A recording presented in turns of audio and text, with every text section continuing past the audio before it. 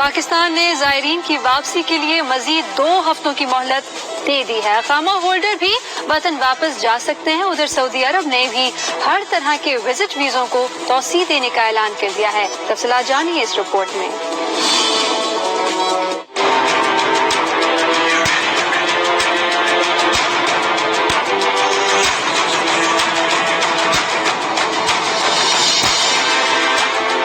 ریاض میں پاکستانی سفیر راجہ علی اعجاز نے پریس کانفرنس کرتے ہوئے بتایا کہ پاکستان نے اپنے زائرین کی واپسی کے لیے سعودی جنرل اتھارٹی سول ایویشن سے درخواست کی تھی۔ انہیں بابر کرایا گیا کہ 27 لاکھ پاکستانی یہاں کام کرتے ہیں۔ میں نے جب ان سے ریکویسٹ کی کہ جی اگر آپ ہمیں بالخصوص اجازت دے دیں کہ پاکستانیز جو ان 2 ہفتوں میں واپس کنگڈم آنا چاہیں تو وہ ان فلائٹس کا فائدہ اٹھاتے ہوئے آ جائیں، تو انہوں نے مجھ سے یہ تو کہا کہ اگر آپ اپنی طرف یہ انشور کر لیں کہ ہر ٹریولر جو ہے اس کو کسی قسم کے کوئی سمٹمز نہ ہوں جو کرونا وائرس کو لیڈ کرتے ہیں۔ راجہ علی اعجاز نے بتایا کہ PIA کی پروازیں جدہ اور مدینہ منورہ سے زائرین کو لے کر واپس جائیں گی۔ اس دوران اقامہ ہولڈرز بھی پاکستان جا سکیں گے۔ پاکستان سے جو فلائٹیں آئیں گی وہ خالی آئیں گی، ان میں کوئی مسافر نہیں ہوگا،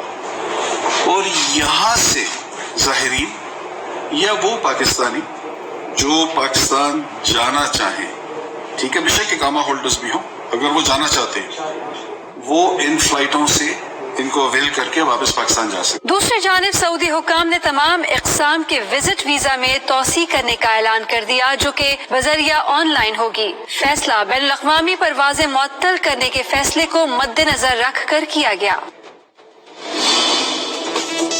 باقی دنیا کی طرح کرونا وائرس سے